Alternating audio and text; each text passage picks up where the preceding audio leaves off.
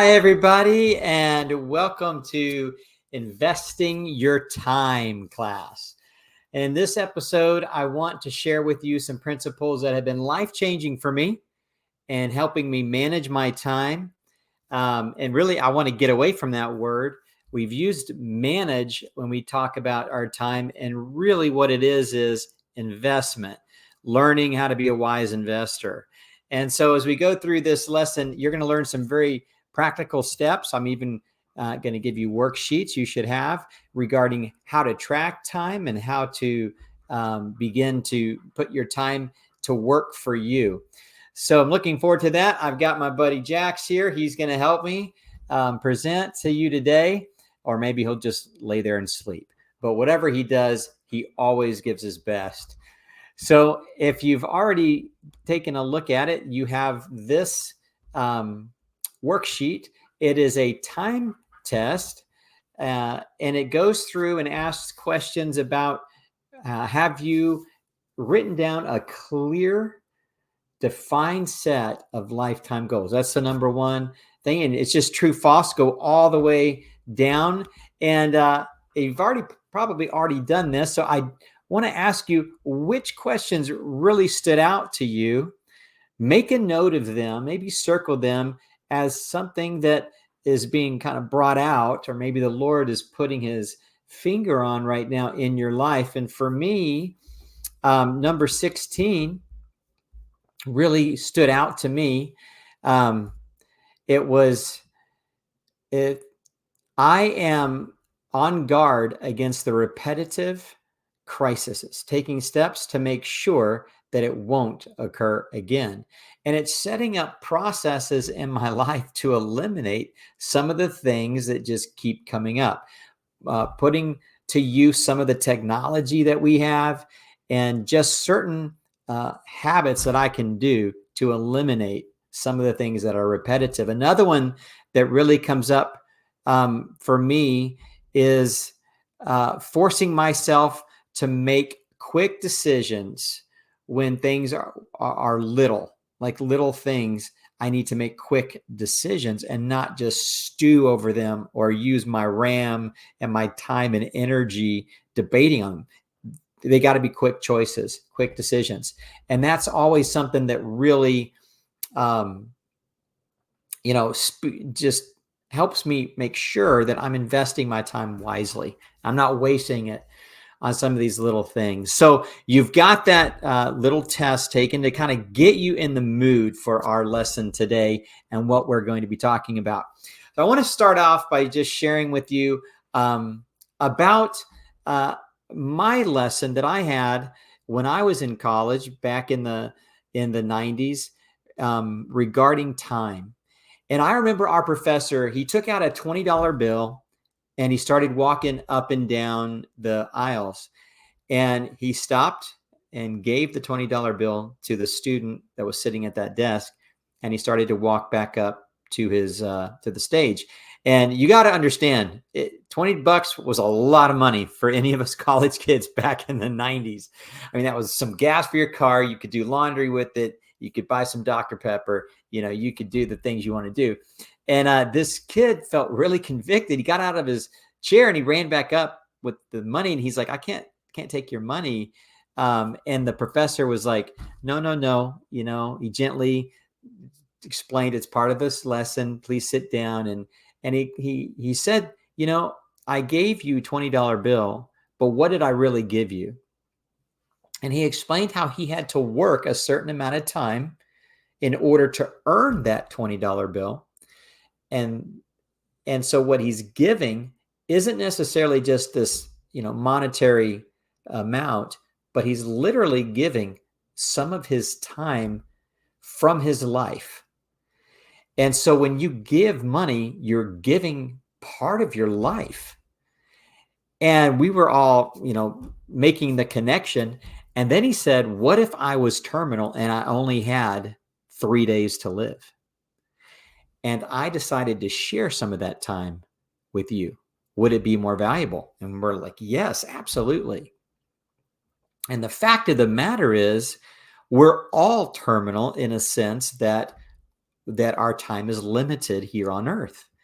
There's only so much hours, so many days that each of us are going to have. So the time we have is so valuable. And I'll never forget that illustration in that, where I invest my time, I'm creating value, whether it's monetary or whether it's relational or whether I'm building a team or trying to create something new.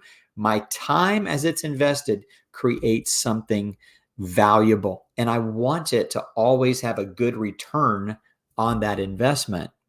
Let me read you a little poem about time that I came across a while back. I have I'll put it up on the screen so you can see it as well.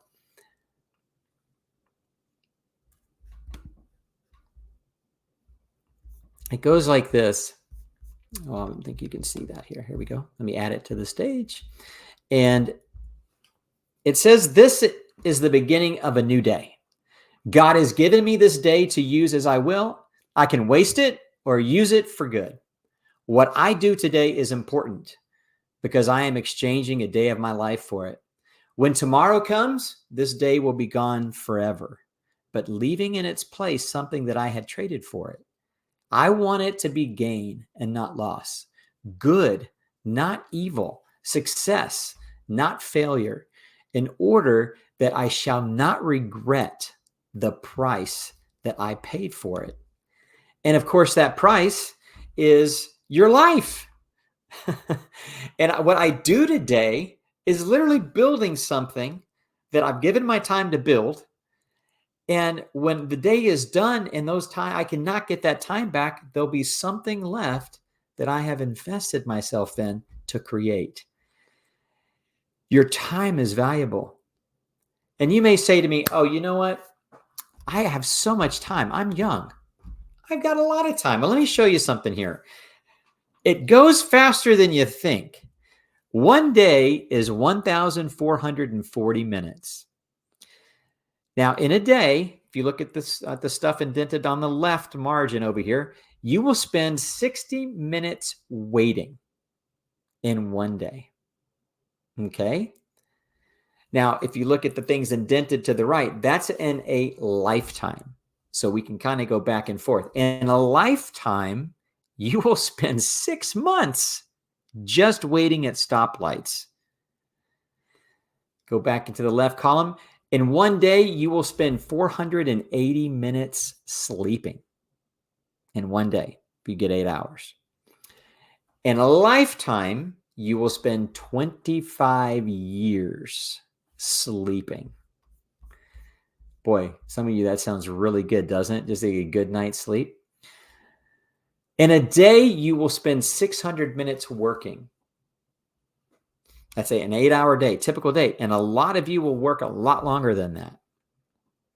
15.5% of your entire life will be spent working, and in the majority of cases, working for someone else, doing what they need you to do to build their business. That leaves you 400 minutes in your day.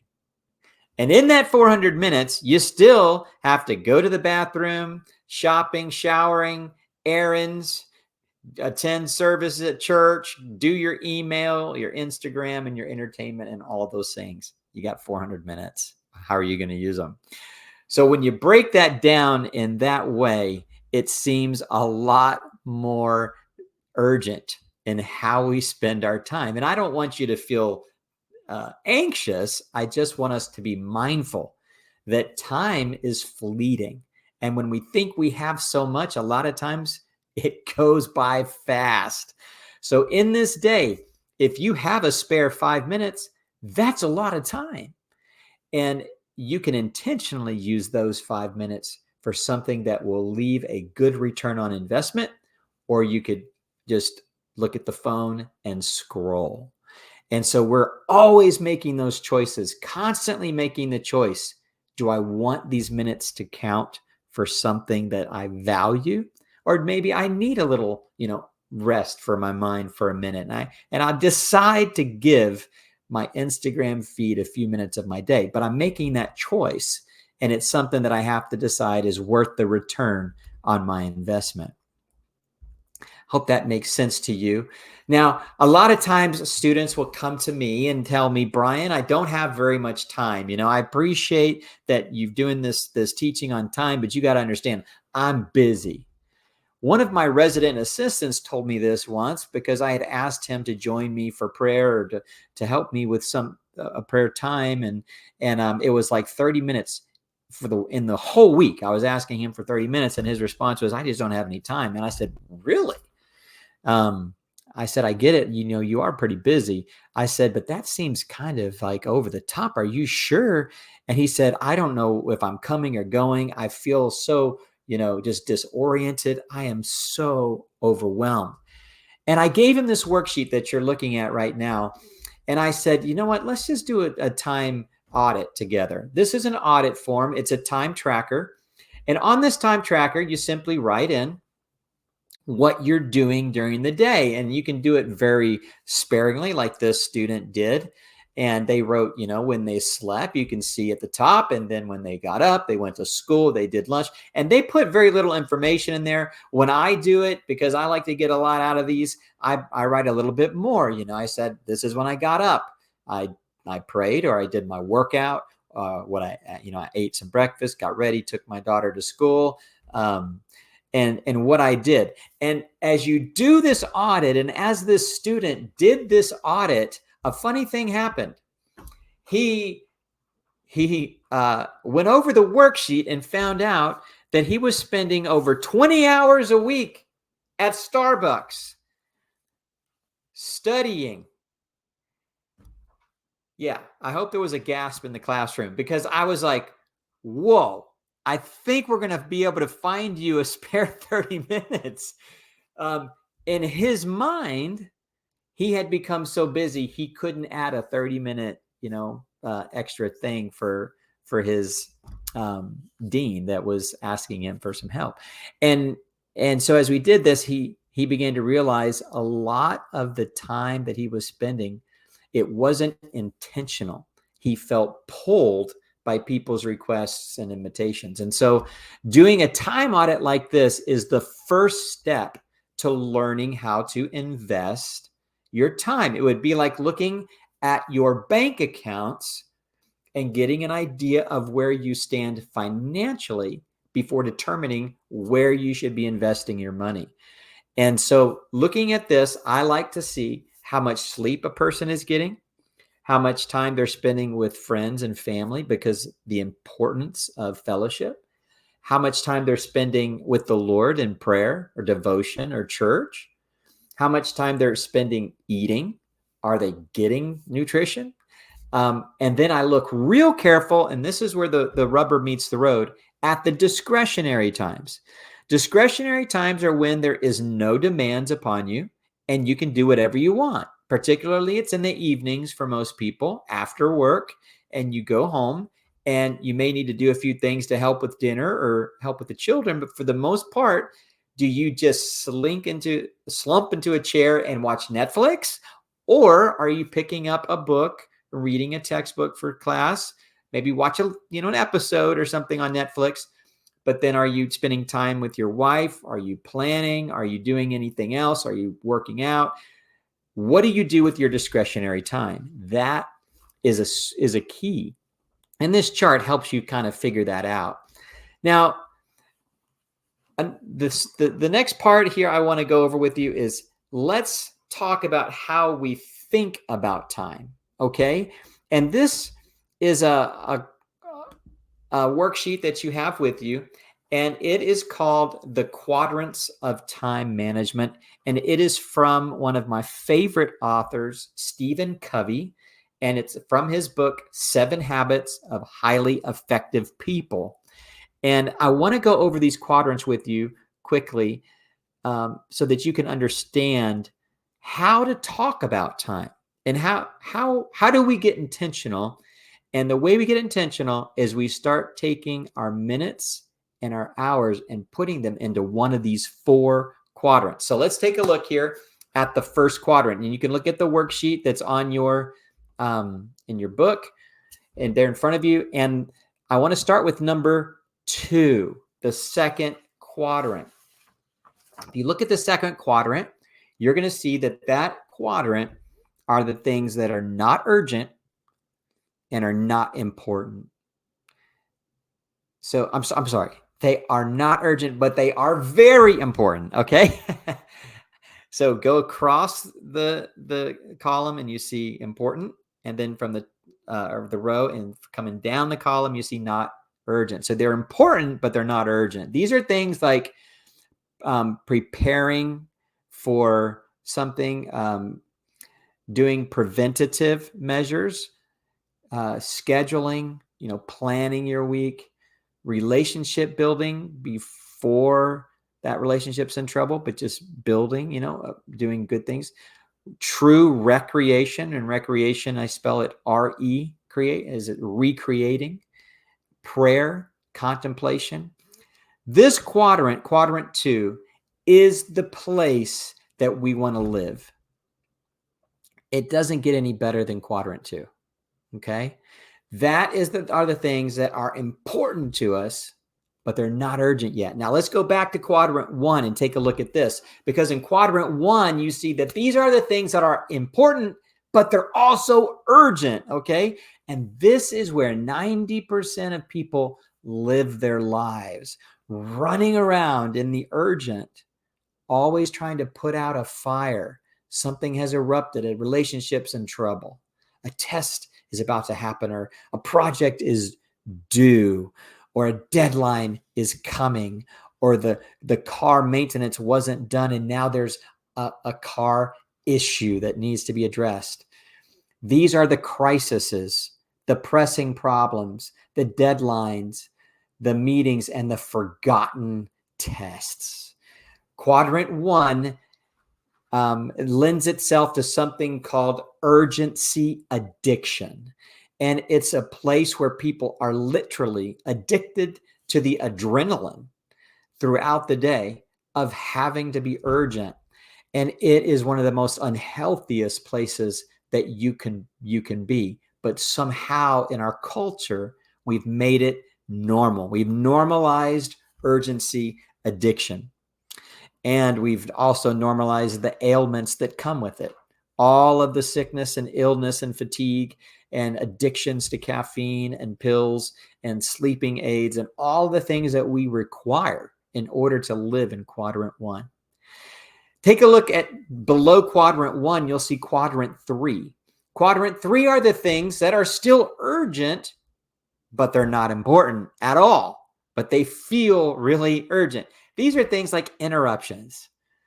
These are things like some readings that pop up on your phone. These are the alerts. These are the messages. These are the apps that you forgot to turn off the notifications on and they just keep popping up.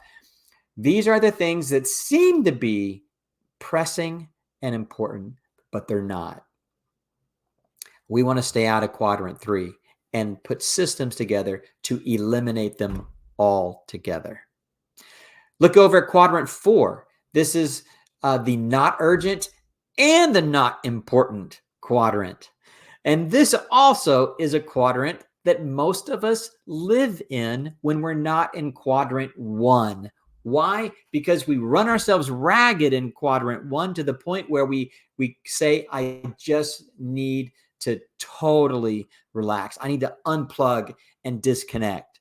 And so we go to quadrant 4. We spend our time in trivia, busy work, junk email, time wasters, scrolling would be on this list, escape activities. And that's when we binge watch all weekend because we just are so burnt. We don't want to face doing something creative or productive. Now, I'm not against binging a show. Every now and then, especially if it's with family and it's fun and you're doing it intentionally because you're choosing it as a return on the investment of your time. But and I know, if you watch too many episodes of something, it stops being life-giving. It doesn't motivate or inspire you. In fact, it makes you drained. If you watch I had students once that stayed at school during a break and they watched all of the Lord of the Rings all in a row. And they just kept watching. Can I tell you? I mean, they slept in there in the room, and the place stunk. There was food everywhere, and they were in a zombie state by the end of this. Now, was it cool? Yeah, I probably would have liked to have joined them, but it was not life. At the end of all of that watching, there was this, they couldn't remember anything they just knew it was cool, but they had turned something that was creative and life-giving, and it had become something that was draining. I hope you understand what that means. But there are times in our lives where we just need to get out of that quadrant and get back into quadrant 2. It's not urgent, but it's important. Doing the things that are important, but aren't urgent yet. And that is also the quadrant of maturity. Quadrant 2 is the quadrant of maturity, because you'll find the people there who have learned that discipline and doing the things that they don't have to do is really the most rewarding long term. So those are the people that get up and they go over to the gym before chapel and they're working out. Why? Because they don't have to yet. They're not sick. They don't have heart problems. They're not overweight, but they go in there because they know if I have a habit of this, I'm going to be stronger. And when the times come, I'll be ready. I'll be able to rise to them. And they're the people that, they read instead when they're waiting in a waiting room. Instead of pulling their phone and flicking, they happen to have a textbook with them, or they happen to have it on their phone, and they spend time reading that rather than just scrolling. And so they're prepared in a way. It's the quadrant of maturity, and that's the place that we all want to seek to be in. Good. I hope that made sense to you. This is one of my favorite handouts of all time. And I have to tell you, when I first went through this, it changed my life. And I hope it does the same for you as well. Now, throughout history, when I was younger, we used to carry these little things, these binders, and we would write down our to-do lists. But investing in time is going to take a lot more than you can put to-do lists together, but that's not time investing. That's not really being intentional with how you spend your time. You've got to go beyond that. There's been other methods called scheduling, and scheduling was better in that we were putting the things we needed to do in a place on our calendar to do them in. But still, we're just taking other people's demands and the demands that we feel from life and just putting them into a calendar. Okay, so it's good. It's a little better, but that really, again, is not time investing. What I'm talking about with time investing is a lot like this picture here. There was a teacher, and he brought these 2 jars into class, and he took the big rocks, the medium rocks, the little pebbles, and the sand. And he began to put them into the jar like you see on the left. He did the sand he just dumped in the sand, and then the little pebbles, then the medium-sized rocks, and then the big rocks. And they don't fit. They don't fit inside the jar. The jar represents your life. Okay? The jar represents your capacity. And the rocks and the sand and the pebbles, they all represent the activities and the purposes of life. Okay? The big rocks represent the big things like family, like your relationships, your walk with God, your job, your passions. Those are the big rocks, okay? Then you got the little pebbles, the little activities that you need to do, maybe some hobbies, like you want to play golf or you want to do this, you want to do that. Maybe golf's a big rock for you. But you get what I'm saying? There's a little bit lesser of value on the little guys. And then the pebbles are just the little things you've got to do here and there. Put the trash bins out, some of the reading that you do every now and then to keep up on news. They're little pebbles. And then the sand are the myriad of interruptions and the myriad of little waiting times that you have in life that are just going to be there because it's life. Okay? Now, the picture on the right shows putting the professor put the rocks in the big rocks in first. That's the only difference. He did the big rocks first, and then the medium, and then the pebbles, and then the sand, and it all fits. It all fits. The reason this is important is because you need to know what your big rocks are. What are your big rocks? Here are some of mine. My big rocks are time with God. This is what charges me up. It gets me centered. People. Remembering that people are the purpose.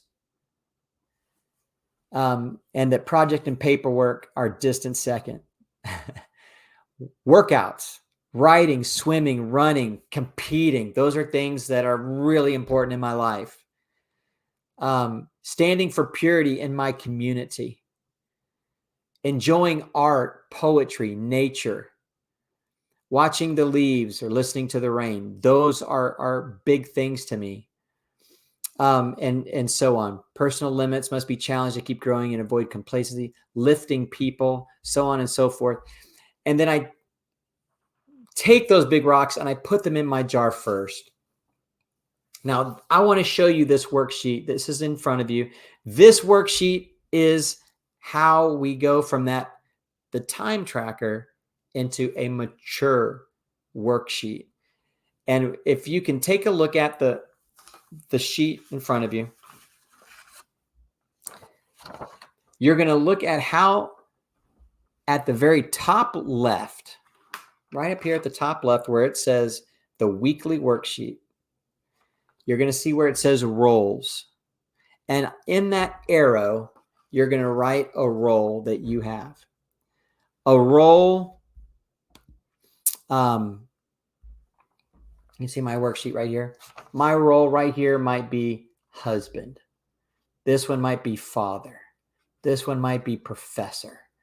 This one might be I'm a son of God.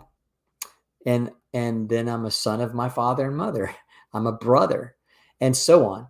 I'm a neighbor. But I can kind of choose the roles that are really big for me right now. And those would definitely be, husband, father, professor. And after that, I've got two lines here, a couple of lines for that big rock that I'm going to write the things that need to be done right now. I'm going to assess, and I'm going to say, I have not been spending much time with my wife. We had planned to spend more time together and in nature, and we just haven't done it for 10 days. So I'm going to know, I'm going to evaluate that prayerfully, and I'm going to write on here 30-minute walk at the park with Dory. Okay. My father one, I've been telling myself I need to call my daughter. She is overseas and we need to pray, and I need to be caught up on how she's doing. So I'm going to write call McKenna on here. Do a quick lunch with Brendan, my son. Drive Kaylee to school. When I drive her to school, have that note ready for her that I like to give her before school. So there's 3 things right there. So now I've got my roles on here. I've got my roles and I've got my little to-dos. And then I'm going to take those to-dos and I'm going to put them in my calendar where I want them to be. Now, here's the difference. I'm not just scheduling random things. I'm starting intentionally with the things that I value, with my calling, with my passions, and I'm deciding this is going to be where my life is spent. And I'm going to put those things in the calendar first, and everything else gets to go around it. So if it doesn't fit in there, that's fine. But the big rocks are going to fit in my life. They're going in first. I hope that makes sense to you and how we use this. You have to put some things in here, like work are going to be in that no matter what you do, you're going to have to shade in where the work goes or where the class goes or that type of thing. But your big rocks go in there first and foremost. Okay. And if you can't get the big rocks in there because of something, then something has to give. You're going to have to make some big changes, and that's totally fine. That's what this is kind of all about. Finally, in conclusion, I want to encourage you. Time equals life. Your life is literally your offering unto the Lord.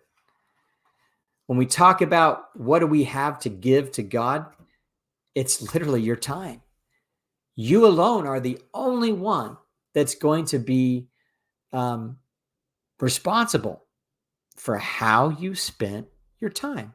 Nobody else has that responsibility or role but you. The time that you have here is limited. You're the only one to give account for it. And so it's important for you to be responsible and mature with how you spend it. Ephesians 5:15 says, "Do not be unwise, but wise." And then Paul says the difference. The wise make the best use of their time. So I encourage you to be wise and don't be fooled by the calendar. There are only as many days in the year as you make use of. One man gets only a week's value out of a year, while another man gets a full year's value out of a week. Be that man. Get the most value you can out of today and how you spend your time. Time is valuable.